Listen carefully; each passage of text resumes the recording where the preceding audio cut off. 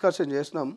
మళ్ళొక్కసారి కాంగ్రెస్ నేతలకు ఒకసారి ఫోన్ చేసి ఇంకా క్లియర్గా చేసేటువంటి ఎక్స్ప్లెయిన్ చేసే ప్రయత్నం చేద్దాం. రైట్. ఎమ్మెల్సీగా గెలుపొందిన అంజిరెడ్డి, మల్కం కొమరాయలతో కిషన్ రెడ్డి, చిత్రంలో రఘునందన్ రావు, కొండా విశ్వేశ్వరరెడ్డి, కాసం వెంకటేశ్వర్లు. సీఎంకు ఓటర్లు కర్రు కాల్చి వాతబెట్టిరు. ఎమ్మెల్సీగా గెలుపొందిన కొమరయ్య, అంజిరెడ్డిల సన్మాన కార్యక్రమంలో కిషన్ రెడ్డి. రైట్. ఎమ్మెల్సీ ఎన్నికల్లో సీఎంకు ఓటర్లు కర్రుగాల్చి వాతబెట్టారని కేంద్ర మంత్రి భాజపా రాష్ట్ర అధ్యక్షుడు కిషన్ రెడ్డి ఎద్దేవా చేశారు. ఎమ్మెల్సీగా గెలుపొందిన మల్కం కొమరయ్య, చిన్నమైలు అంజిరెడ్డితో పాటు ప్రజాప్రతినిధులు, కార్యకర్తలతో కలిసి గురువారం పార్టీ రాష్ట్ర కార్యాలయంలో విజయోత్సవ సంబరాలను కిషన్ రెడ్డి పాల్గొన్నారు. ఆయన్ను పార్టీ నేతలు శాల్వాలతో సన్మానించారు.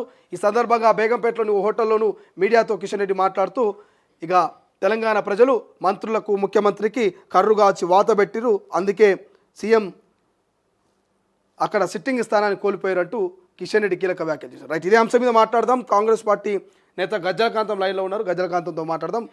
అన్న నమస్తే అన్న, మీరు మార్నింగ్ షోలో ఉన్నారు, లైవ్లో ఉన్నారు. నమస్తే నమస్తే.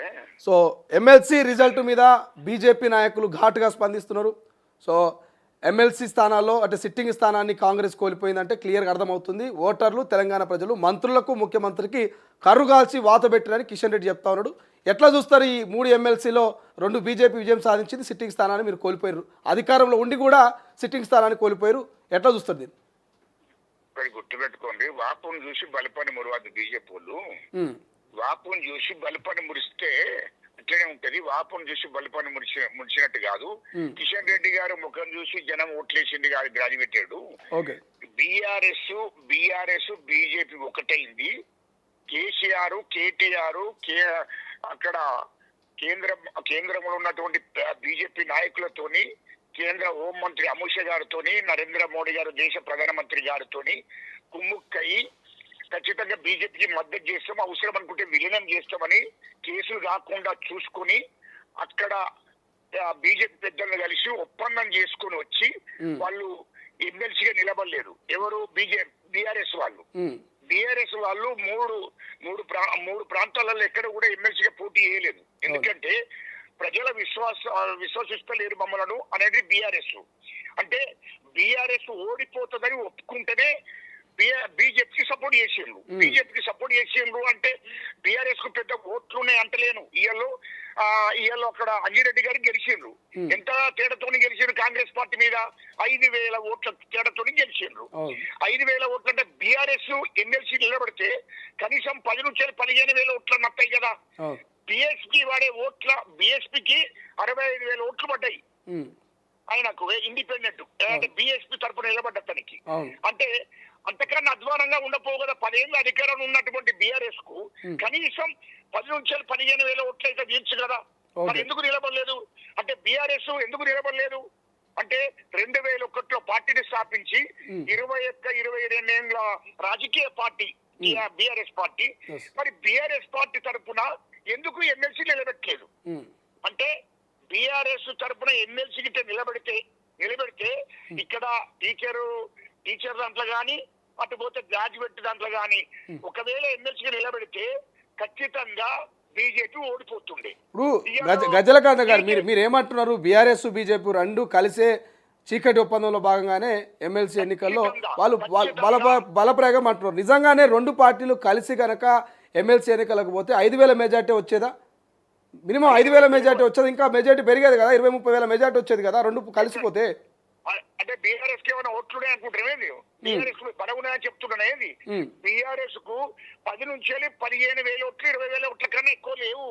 మీరు అనుకుంటున్నది ఆ ఓట్లు ఎట్లా మాకు 15-20,000 ఓట్లతో చదివిస్తుంది, ఈ పార్టీ మొత్తం గతమైపోయింది ఇప్పటికే అని చెప్పి పబ్లిక్ లో మొత్తం పార్టీ ఊడ్చుకపెట్టుకపోయిందని భయపడి వాళ్ళు నిలబడలేదు.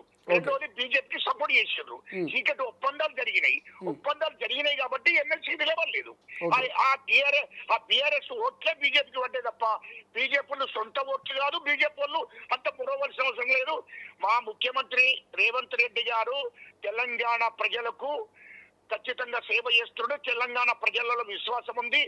కాంగ్రెస్ పార్టీ గెలవడము మా సోనియా గాంధీ, రాహుల్ గాంధీ రేవంత్ రెడ్డిగా మా ముఖ్యమంత్రి రేవంత్ రెడ్డి గారిని చూసే ఓట్లేసింది తప్ప ఇలా బీజేపీకి ఓటున్నది, బీజేపీని చూసి ఓట్లేసింది కాదు. బీఆర్ఎస్ మద్దతు చేసింది, బీఆర్ఎస్ సపోర్ట్ చేసింది, బీజేపీ గెలిచింది అంతే తప్ప ఇవాళ నేను సొంతగా బీఆర్ఎస్ పార్టీ నిలబెడితే వాళ్ళకు 15-20 వేలు ఓట్లు గెలిస్తే బీజేపీ ఎట్లా గెలుస్తుండేనండి? బీజేపీ ఎట్లా గెలుస్తుండే? బండి సంజయ్ కూడా మాట్లాడుతూ ఇండియా పాకిస్తాన్ మధ్య మ్యాచ్ నడిచింది, ఇండియా బీజేపీ అయితే పాకిస్తాన్ కాంగ్రెస్, తెలంగాణ ప్రజలు ఇండియాని గెలిపించారు అంటే బీజేపీని గెలిపించారు అని అంటున్నారు. ఎట్లా చూస్తారు ఈ పాకిస్తాన్తో కాంగ్రెస్ కంపారిజన్? ఇగో ఎవడో శాస్త్రం చెప్పిండట, ఇప్పుడు ఎవరో శాస్త్రం చెప్పినాడు, ఆ శాస్త్రం మీ మీడియాలో చెప్తే బాగుండదు. నేను దేశానికి స్వతంత్రం తెచ్చిన పార్టీ, పాకిస్తాన్ కి స్వతంత్రం తెచ్చిన పార్టీ కాంగ్రెస్ పార్టీ కాదు. దేశానికి స్వతంత్రం తెచ్చిన పార్టీ కాంగ్రెస్ పార్టీ, దేశానికి స్వాతంత్రం తీసుకొచ్చినటువంటి పార్టీ కాంగ్రెస్ పార్టీ, తెలంగాణ రాష్ట్రం ఇచ్చిన పార్టీ కాంగ్రెస్ పార్టీ, తెలంగాణలో బీసీలకు జనాభా లెక్కలు తీసుకొచ్చిన జనాభా లెక్కలు చేయించిన పార్టీ, కులగణన చేయించిన పార్టీ కాంగ్రెస్ పార్టీ, ఇవాళ బీసీలకు 42% రిజర్వేషన్లు అమలు చేస్తున్న పార్టీ కాంగ్రెస్ పార్టీ, ఎస్సీల వర్గీకరణ చేసింది కాంగ్రెస్ పార్టీ, ఇవాళ పేద ప్రజల పక్షాలను నిలబడే పార్టీ కాంగ్రెస్ పార్టీ, భారత రాజ్యాంగాన్ని కాపాడే పార్టీ కాంగ్రెస్ పార్టీ. బీజేపీ ఏం చరిత్ర ఉందంటే భారతదేశానికి స్వతంత్రం తీసుకొచ్చినటువంటి గాంధీని చంపిన చరిత్ర బీజేపీ ఆర్ఎస్ఎస్ ది. అది దేశ ప్రజలందరికీ కూడా తెలిసిన విషయమే. ఇవాళ ఈ భారతదేశం కోసం, ఈ దేశంలో ఉన్నటువంటి హిందూ సామ్రాజ్యం కోసం, ఇవాళ దేశంలో ఉన్నటువంటి హిందువులను దేశ ప్రజలను కాపాడడం కోసం దేశానికి స్వతంత్రం తీసుకొచ్చింది గాంధీ. ఆ గాంధీని ఆర్ఎస్ఎస్ వాళ్ళు చంపేశారు. బీజేపీ ఆర్ఎస్ఎస్ సంస్కృతి ఏంది? దేశానికి స్వతంత్రం తీసుకొచ్చినటువంటి వ్యక్తి గాంధీని చంపినటువంటి సంస్కృతి వాళ్ళది. ఆనాడు బ్రిటిష్ పక్షాన బ్రిటిష్ వాళ్ళు ఈ దేశాన్ని పరిపాలిస్తే బ్రిటిష్ వాళ్ళకు వర్చస్సు వలికింది బీజేపీ ఆర్ఎస్ఎస్. ఆనాడు ఆర్ఎస్ఎస్ వాళ్ళు. కానీ ఏదేమైనా బండి సంజయ్ క్లియర్ చెప్తున్నాడు, భవిష్యత్తు బీజేపీదే, తెలంగాణలో జెండా పాతం డబుల్ ఇంజన్ సర్కార్ వస్తా అంటున్నారు. సో డబుల్ ఇంజన్ సర్కార్ వచ్చే అవకాశం ఉందా? ఒకటి గుర్తుపెట్టుకోండి, ఆంధ్రప్రదేశ్ లో గాని తెలంగాణ రాష్ట్రంలో గాని బీజేపీని నమ్మరు. ఎందుకంటే బీజేపీని నమ్మే పరిస్థితిలో బీసీ లేరు, బీజేపీని నమ్మే పరిస్థితి ఎస్సీ లేరు, దళితులు లేరు, గిరిజనులు లేరు.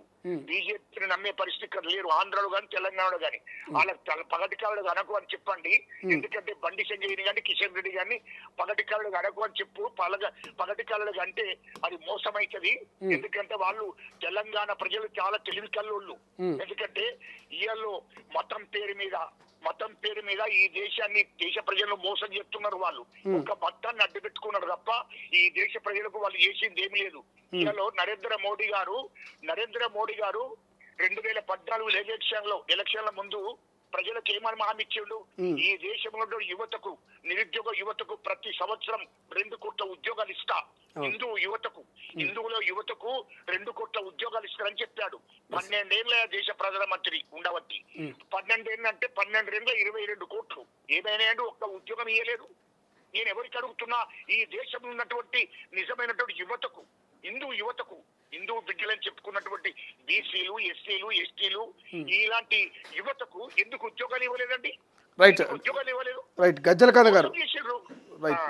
సో ఇది థ్యాంక్ యూ అండి, థ్యాంక్ యూ ఫర్ జాయినింగ్. ఇది మొత్తం మీద గజ్జలకాంతం గారు కూడా ఫైర్ అవుతా ఉన్నారు. చీకటి ఒప్పందంలో భాగమే ఎమ్మెల్సీ సిట్టింగ్ స్థానాన్ని మేము కోల్పోయినాం తప్ప నిజంగా బీజేపీ ఇండివిజువల్గా వస్తే ఖచ్చితంగా గెలుపు ఉండేది. ఈ 2 ఒప్పందంలో భాగమయ్యే ఓటమి చవిచూసామని గద్దెలకాంతం చెప్తున్నటువంటి పరిస్థితి. ఒక్కసారి కుదిరితే బీజేపీ నాయకులతో కూడా మాట్లాడించే ప్రయత్నం చేద్దాం. బీజేపీ నాయకులు మరి దీని మీద వాళ్ళ స్టాండ్ ఏంది, వాళ్ళు ఏమనుకుంటున్నటువంటి అంశాన్ని గురించి కూడా మనం డిస్కషన్ చేసేటువంటి ప్రయత్నం చేద్దాం. బట్ ఏదేమైనప్పటికీ కూడా ఎమ్మెల్సీ ఎన్నికలు మాత్రము ఒక రకంగా చెప్పాలంటే ఎమ్మెల్సీ ఎన్నికలకు సంబంధించి పెద్ద ఎత్తున చర్చ అయితే జరుగుతుంది. సో ఎన్నికల ప్రచారంలో ముఖ్యమంత్రి చేసిన విమర్శలపై స్పందిస్తూ సీఎం గాలి మాటలకు సమాధానం సంజాయిషి చెప్పుకోవాల్సిన అవసరం తనకు లేదంటూ చెప్పారు. నా గురించి రేవంత్ రెడ్డి ఇష్టారాజ్యంగా మాట్లాడారు, దానికి ప్రజలే సరైన జవాబు ఇచ్చారు. వారి తీర్పు కాంగ్రెస్ పార్టీకి పాలనకు చెంపపెట్టు లాంటిది. దేశ చరిత్రలో ఇంతవరకు శాసన మండలి ఎన్నికల్లో ముఖ్యమంత్రులు ఎవరూ ప్రచారం చేయలేదు. ఇందుకు భిన్నంగా రేవంత్ రెడ్డి 3 బహిరంగ సభలో పాల్గొన్నారు. మంత్రులు, ఎమ్మెల్యేలు, కార్పొరేషన్ చైర్మన్లు ముమ్మరంగా ప్రచారంలో పాల్గొన్నారు. అధికార పార్టీ కోట్ల ఖర్చు పెట్టి విద్యావంతులు, మేధావులు, ఉపాధ్యాయులు భాజపాకు మద్దతు పలికారు. ప్రజల మార్పు కోరుకుంటున్నారు. ఎన్నికల్లో స్పష్టమైన వారి ఆకాంక్షల మేరకే భాజపా పనిచేస్తున్నట్టు ఉపాధ్యాయులు. సో ఇక్కడ గ్రాడ్యుయేట్స్ ఓటమి పాలు చవి చూపించారు కాంగ్రెస్ కంటూ క్లియర్గా ఇక్కడ మనకు కనిపిస్తూ ఉంది. ఇది ఓవరాల్గా మనకైతే ఎమ్మెల్సీ ఎన్నికలకు సంబంధించి సో క్లియర్గా ఒక రకమైనటువంటి వార్ నడిచిందని చెప్పుకోవచ్చు.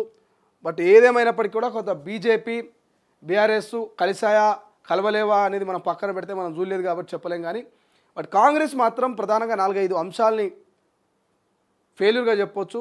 ఒకటి, ముఖ్యమంత్రి సాక్షాత్తు ఎమ్మెల్సీ ఎన్నికల్లో ప్రచారంలో పాల్గొని నరేందర్ రెడ్డి ఓడిపోతే, నరేందర్ రెడ్డి గెలిస్తే కాంగ్రెస్ పార్టీకి పెద్దగా ఒరిగేది కరువయ్యేది ఏం లేదని చెప్పి ఆయన మాట్లాడడం అదొక మైనస్. రెండవది, సరైన సమయంలో అభ్యర్థిని బరిలోకి దించకపోవడం ఒక మైనస్.